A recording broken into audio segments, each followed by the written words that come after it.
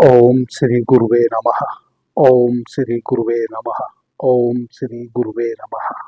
The dark light channel पर आप सभी मित्रों का आज की चर्चा में मैं स्वागत करता हूँ। आदरणीय मित्रों, आज की हमारी चर्चा का विषय है बांदा। ये बांदा क्या है, इसकी हमारे जीवन में क्या उपयोगिता है और यह कैसे प्राप्त किया जा सकता है। आदरणीय मित्रों, बांदा एक परजीवी औषधि है जो जितने भी हमारे इर्द गिर्द वृक्ष होते हैं, पेड़ होते हैं, पौधे होते हैं, उन सब पर उग आती है समय समय पर। परजीवी औषधि मैं इस कारण से इसको कह रहा हूँ क्योंकि इसकी जड़ें जमीन में नहीं होती, पृथ्वी में नहीं होती। यह जिस वृक्ष पर भी उगती है उस वृक्ष की डाली पर ही उग जाती है और उसी वृक्ष से यह ऊर्जा प्राप्त करती रहती है और बढ़ती चली जाती है।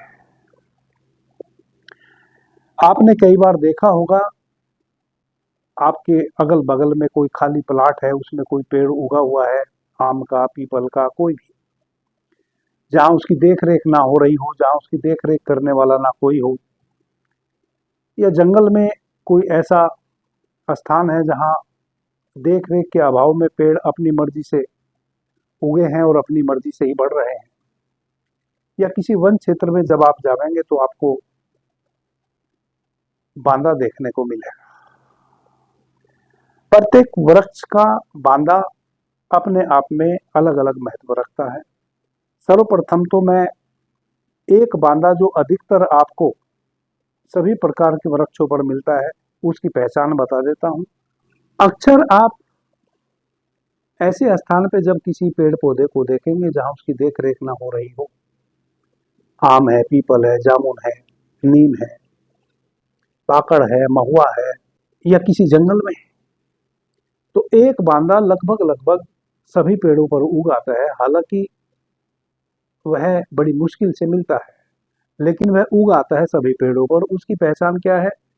उसके जो पत्ते होते हैं वह गोलाकार बिल्कुल हरे हरे होते हैं, एकदम बहुत ज्यादा हरियाली लिए हुए गोल गोल पत्ते होते हैं, छोटे छोटे। उसकी जो लत्ती होती है, जो लता होती है, वह लता की जो लकड़ी होती है वह गांठदार होती है और उसमें गुलाबी रंग के बहुत खूबसूरत छोटे छोटे फूल आते हैं। और वह जैसे लौंग होती है, लौंग लौंग की तरह के छोटे छोटे उसमें फूल होते हैं, पिंक कलर के, गुलाबी कलर के, बहुत सुंदर वह फूल लगते हैं। वह किसी भी पेड़ पर लत्ती उग आती है। आप देखेंगे कि जहां भी आपको इस प्रकार की लत्ती किसी पेड़ पर दिखाई देवे, इसका मतलब वह उस पेड़ का बांदा है। और आप देखेंगे कि उसकी जो जड़ें हैं वह बिल्कुल भी जमीन में नहीं होंगी, वह उस पेड़ पर ही उगी है और उस पेड़ से ही वह सारी ऊर्जा ग्रहण कर रही है और बढ़ती जा रही है। तो एक बांदा तो यह हुआ जो किसी भी पेड़ पर उगाता है। यह बांदा भी अलग अलग पेड़ पर, यदि वह आम पे उगा हुआ है तो उसका लाभ और हानि अलग है। उसका हम कैसे प्रयोग करें, हमारे जीवन में क्या उसकी उपयोगिता है, किस चीज में उपयोगिता है। यदि जामुन का बांदा है तो उसकी किस चीज में उपयोगिता है, नीम, पीपल इत्यादि का बांदा है तो उसकी किस चीज में उपयोगिता है। ऐसे 8-10 वृक्षों के बांदा के संबंध में मैं विस्तार से बारी बारी से आपके समक्ष चर्चा करने वाला हूँ। आज मैं जिस बांदे की चर्चा कर रहा हूँ वह बांदा जो है वह है कुसा घास पे उगने वाला बांदा। आदरणीय मित्रों, कुसा घास, कुसा जब हम कोई पूजा प्रार्थना करते हैं तो कुश यानी कि डाब, कहीं कहीं उसको डाब भी कहते हैं। हरे हरे पौधे, हरी हरी पत्तियां जमीन में से निकलती हैं एक झुंड के रूप में, और केवल पत्तियां ही उसकी बढ़ती रहती हैं, उसमें कोई लकड़ी नहीं होती, पत्ती ही उसकी बड़ी बड़ी हो जाती हैं।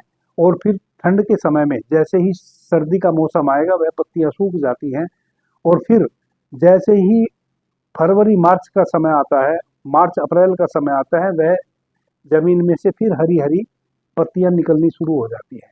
केवल पत्तियां ही निकलती है झुंड में, उसमें कोई टहनी इत्यादि नहीं होती। 2 से 3 फीट ऊंची तक उसकी वह पत्तियां बढ़ जाती हैं। जैसे ही ठंड का मौसम आता है तैसे ही वह पत्तियां सूख जाती हैं और धीरे धीरे हवा में विलीन हो जाती है। फरवरी मार्च अप्रैल में वापस से हरी हरी पत्तियां नीचे से जमीन में से निकलनी शुरू होती है, उसको हम कहते हैं डाब या कहीं भी बंजर भूमि में उत्पन्न हो जाती है। इसको हम कुसा भी कहते हैं, जिसका आसन भी कई बार आप किसी पूजा सामग्री वाली दुकान पे जाएंगे तो आपको कुसा का आसन भी बना बनाया मिल जाता है। पत्तियों की रस्सी भी बुनी जाती है, उसका उपयोग नाना प्रकार की स्थानों में होता है। जब भी कोई पूजा प्रार्थना हवन इत्यादि हमारे घरों में किया जाता है तो कुसा घास की उसमें आवश्यकता पड़ती है। कुसा घास से ही हम आचमन लेते हैं।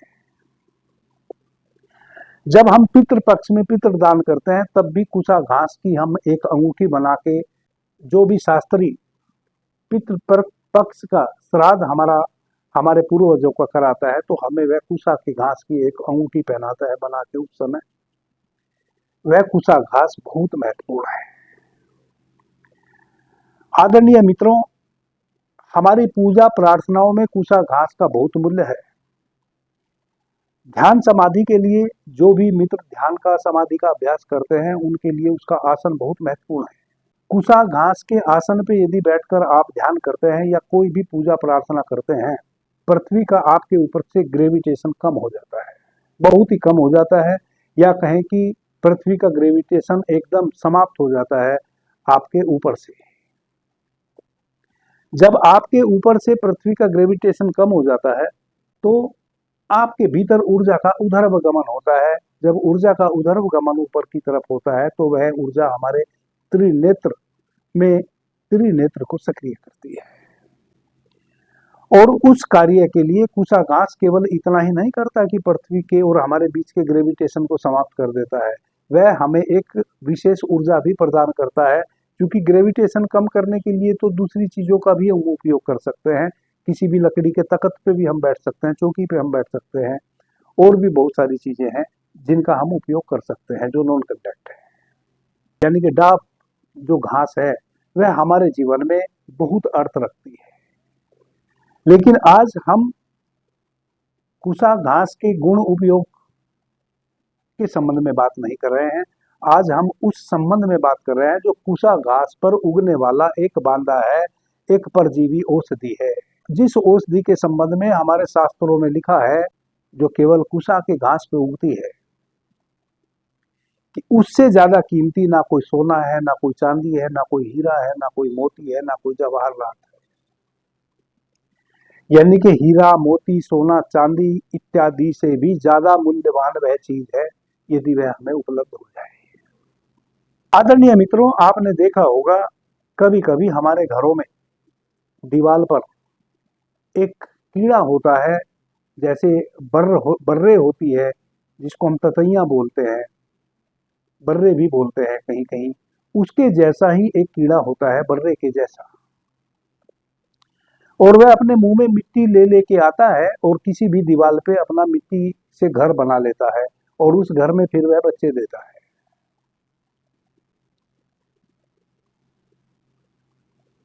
वैसा ही एक बिल्कुल जैसे वह जो बर्रे है वह अपना एक घर बना लेती है, कहीं भी दीवार पे मिट्टी का अपना छोटा सा एक घर बना देती है, सेम बिल्कुल वैसा ही कुछ कुछ खाकी कलर का, जैसे फौजियों की वर्दी होती है उस कलर का, आपको कुसा घास का जो झुंड नीचे जमीन में से निकला है किसी एक पत्ती पे, वह वैसा एक छोटा सा आधा इंच का, 1 इंच लंबा या 1.5-2 इंच लंबा भी हो सकता है, किसी पत्ती पे चिपका हुआ एक वैसा ही घर जैसा बांदा आपको मिलेगा। उसका कलर जो होगा वह खाकी कलर का होगा, जैसा सिपाहियों की वर्दी होती है। खोजने से वह आपको उपलब्ध हो जाएगा। वह बांदा यदि आपको उपलब्ध हो जाए किसी कुसा के झुंड में, तो समझ लो कि आपने इस दुनिया का सबसे कीमती रत्न प्राप्त कर लिया। आप उसको चिन्हित कर लें और अपने घर वापस आ जाएं। अगले दिन सोमवार, बुधवार, गुरुवार और शुक्रवार, यह 4 दिन चंद्र स्वर के हैं। तो इन 4 दिनों में से कोई से भी एक दिन का चुनाव करें शुक्ल पक्ष में।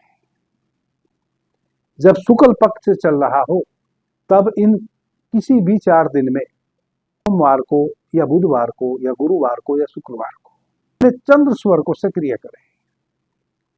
चंद्र स्वर को सक्रिय करके आधा दूध और आधा जल मिश्रित एक लोटे में आप जल लेवे। शुक्ल पक्ष की तिथि हो तो आप संध्या को सूर्य जब अस्त होने जा रहा हो उससे कुछ देर पहले उस औषधि के पास पहुंचे। पहले आप उसको चिन्हित कराएं, फिर आप उस औषधि के पास पहुंचे। जिधर सूर्य डूबने जा रहा है उधर की तरफ मुंह करके खड़े हों और उस औषधि को नमन करें कि हे दिव्य औषधि, मैं आपको निमंत्रण देने आया हूं। कल मैं आपको अपने साथ लेकर जाऊंगा। हे दिव्य औषधि, मैं आपको आज निमंत्रित करने आया हूं। आपको कल या परसों, यदि आप सोमवार को यह प्रार्थना करने गए हैं तो इसका मतलब आप बुधवार या बृहस्पतिवार या शुक्रवार को फिर वापस उस औषधि को लेने आएंगे। तो यदि आप सोमवार में यह प्रार्थना करने जा रहे हैं तो उस औषधि से प्रार्थना करें कि हे दिव्य औषधि, मैं आपसे प्रार्थना करता हूं, मैं आपको निमंत्रण देता हूं कि आप अपनी पूरी शक्ति के साथ मेरे घर चलने के लिए तैयार हों। मैं आपसे प्रार्थना करता हूं, कल मैं आपको लेने आऊंगा और आपको पूरी शक्ति के साथ मेरे साथ चलना होगा। ऐसा मैं आपसे निवेदन करता हूं, आपसे प्रार्थना करता हूं। और यह प्रार्थना करते हुए आप वह जो जल मिश्रित दूध लेकर गए हैं वह उस कुशा की जड़ में प्रवाहित कर दीजिए। नमन करके अपने घर चले आए। अगले दिन यदि आपने सोमवार में यह क्रिया की है तो बुधवार का आपने निमंत्रण दिया होगा। बुधवार को फिर सही सूर्योदय के समय, चंद्रमा की तिथि, शुक्ल पक्ष में ही आपको यह दोनों कार्य करने हैं। शुक्ल पक्ष की तिथि हो, सुबह सूर्योदय के समय, जैसे ही सूर्य का उदय हो जाए अपने चंद्र स्वर को सक्रिय करें और चंद्र स्वर में घर से निकले। पहला पैर वही आगे बढ़ाए, बायां पैर आगे बढ़ाते हुए उस औषधि को लेने के लिए निकल जाए। अब आप जिस कुशा के घास पे वह बांधा उगा हुआ है, चिपका हुआ है, आप फिर जाके प्रार्थना करें कि हे दिव्य औषधि, मैंने आपसे प्रार्थना की थी कि आपको मेरे साथ उस दिन चलना होगा। मैं आज आपको लेने आया हूं और आपको चूंकि इस पौधे से मैं अलग करूंगा, आपको थोड़ा कष्ट भी होएगा, उसके लिए मैं क्षमा प्रार्थी हूं। आपको पूरी शक्ति के साथ मेरे साथ चलना है जैसा कि मैं आपसे प्रार्थना करके गया था। और आप उसको उखाड़ लें। उखाड़ के चुपके से, किसी को बिना बताए यह सारा कार्य आपने करना है। उखाड़ के उसको बिना किसी को दिखाए चुपचाप उसको अपनी चादर में बांध लें, किसी झोले में रख लें और अपने घर चले आए। अब आप संध्या में उसको गंगा जल से, पवित्र जल से स्नान कराएं। उस बांदे को, उसको पत्ती से छुड़ाए नहीं, उसको स्नान कराएं। स्नान कराने के पश्चात एक लाल वस्त्र ले लें। एक लाल वस्त्र पे उस बांदे को आप, जो आपने गंगा जल से धो के साफ स्वच्छ किया है, पवित्र किया है, वस्त्र पे नया बिल्कुल वस्त्र ले लें। उसको धो के सुखा लें दिन में ही। उस वस्त्र पे उस बांदे को रखें, धूप बत्ती जलाएं, घी का दीपक जलाएं। जब घी का दीपक जलाएं तो हमेशा याद रखें, जब भी आप अपने घर में किसी भी उद्देश्य से दीपक जलावें तो सगुण स्वर में जलावें। सगुण स्वर क्या होता है? जोन सा भी स्वर आपका बह रहा है उस स्वर से भीतर श्वास को भरे, धीमी गति से, बिल्कुल धीमी गति से। यह तो मैंने आपको अभी भर के दिखाया, इतनी धीमी गति से कि किसी को पता ना चले आपने श्वास भीतर ली कि बाहर छोड़ी। जैसे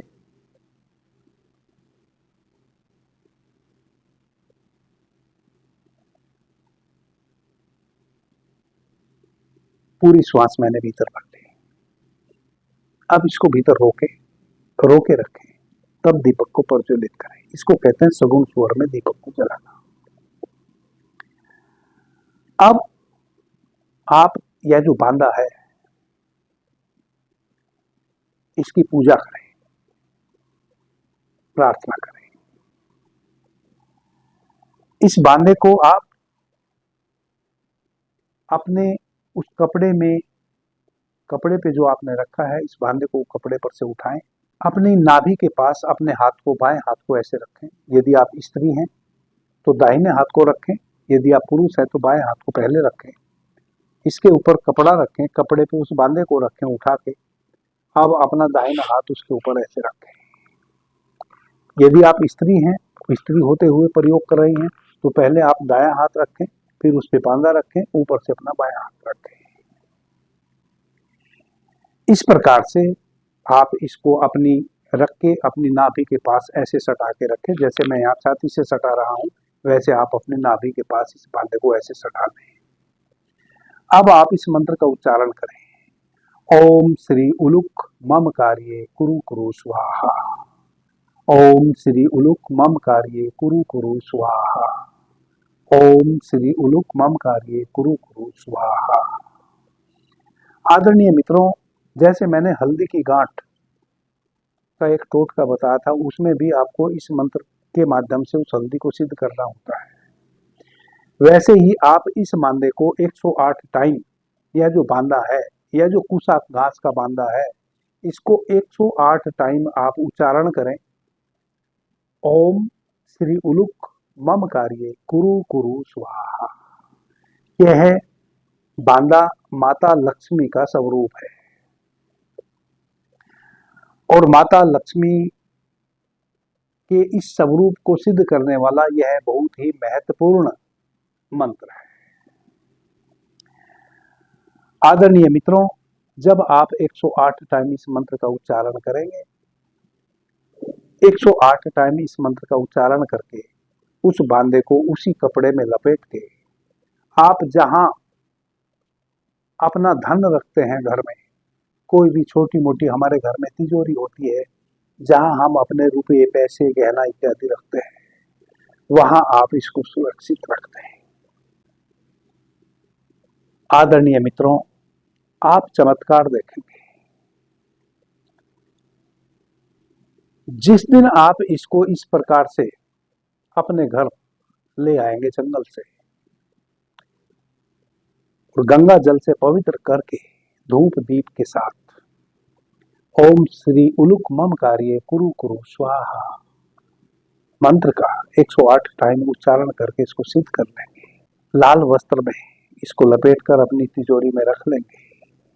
अगले दिन से ही आपको आपके जीवन में शुभ समाचार मिलने शुरू हो जाएंगे। आदरणीय मित्रों, कोई भी मंत्र हो या यंत्र हो या कोई तंत्र हो या कोई टोटका हो, वह असल में करता क्या है? वह करता यह है कि हमारे घर में एक पॉजिटिव ऊर्जा उससे एक्टिवेट होनी शुरू हो जाती है। पॉजिटिव ऊर्जा को हमारे घर में निस्सरित करना शुरू कर देता है। यह बांदा ऊर्जा से ओतप्रोत होता है। जैसे हम एक रुद्राक्ष पहनते हैं, रुद्राक्ष वृक्ष का जो फल होता है उसका बीज है, लेकिन उसके अंदर इतनी वीर्य शक्ति है कि एक पंचमुखी रुद्राक्ष भी यदि हम अपने गले में धारण कर लेते हैं तो बहुत सारी व्याधियों से हमें वह बचाता है, हमारे मन को चंचल होने से वह रोकता है, हमारे भीतर सद् विचारों का आगमन होना शुरू हो जाता है। यह सब केवल एक रुद्राक्ष पहनने भर से हो जाता है। क्यों? क्योंकि उस रुद्राक्ष के सीड्स में, उसके बीज में जो भीतर मज्जा है वह इतनी शक्तिशाली है, उसके भीतर इतनी उस रुद्राक्ष वृक्ष की वीर्य शक्ति है, अतुलनीय वीर्य शक्ति है।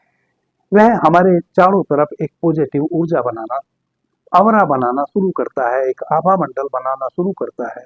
जब भी कोई पॉजिटिविटी बढ़ेगी, तैसे तैसे नेगेटिविटी वहां से छटेगी।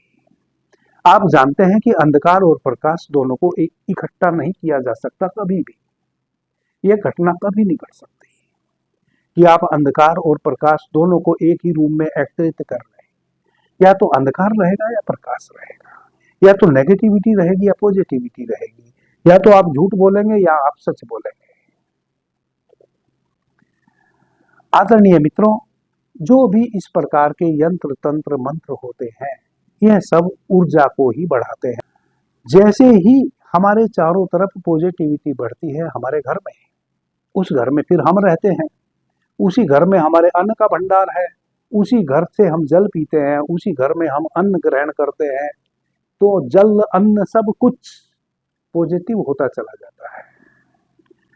प्रत्येक परिवार का सदस्य धीरे धीरे उसकी मनोवृत्ति चेंज होनी शुरू हो जाती है, सब कुछ पॉजिटिव होता चला जाता है, सबका जो आभा मंडल है वह चेंज होना शुरू हो जाता है। आप एक असीम ऐसे आभा मंडल से भर जाते हैं कि जिधर भी आप जाएंगे उस पॉजिटिव आभा मंडल के साथ आपको देखने की दृष्टि दुनिया की बदल जाएगी, पॉजिटिविटी आनी शुरू हो जाएगी। आपको नई नई आपके जीवन में आपको नई नई अपॉर्चुनिटी आएगी, जिन पे यदि आप कार्य करेंगे तो आप धन्य धान्य से आपूरित हो जाएंगे। इस प्रकार से यह सब चीजें कार्य करती हैं। यह जो कुशा का बांधा है, इसको शास्त्रों में बहुत शक्तिशाली माना गया है। सच बात यह है कि यह रुद्राक्ष जो हम पहनते हैं, इससे भी बहुत अधिक शक्तिशाली है। बस इसका मिलना दुर्लभ है। यह किसी दुकान से तो आपको मिल नहीं सकता। इसको आपने स्वयं ही जंगल में खोजना होगा। जहां भी वैसी जमीन है जो उपजाऊ नहीं है, जो बंजर है, बंजर जमीन में ही अक्सर कुशा का घास उगता है। बहुत खोजने से आपको यह मिलेगा, मिल जरूर जाएगा। तो जब हम छोटे थे तो मेरा जो गांव है वह यमुना नदी के किनारे है। गर्मियों की छुट्टियों में जब स्कूल की छुट्टी पड़ जाती तो हम अपनी गाय भैंस यमुना नदी पर लेकर जाते थे। उससे दो बातें हो जाती थी, हमारी गाय भैंस हरा चारा खा के आ जाती थी और हम उस बहाने नदी स्नान कर लेते थे। तब अक्सर यह सब चीजें मेरे समक्ष आई हैं, लेकिन उस समय चूंकि हमें ज्ञान नहीं था, नॉलेज नहीं थी, पता नहीं था कि यह क्या चीज है और इसका क्या मूल्य है। अब तो मेरे गांव में जंगल ही समाप्त हो गया है। धीरे धीरे सब जो भी बंजर जमीन थी सब उपजाऊ बन गई है। जहां भी आपको बंजर जमीन दिखे, वहां कुशा घास दिखे तो आप जरूर एक एक झुंड को खोजें। प्रभु की कृपा आप पर जरूर होगी, आपको निश्चित रूप से मिल जाएगा। आज मैंने कुशा के बांधा पर चर्चा की।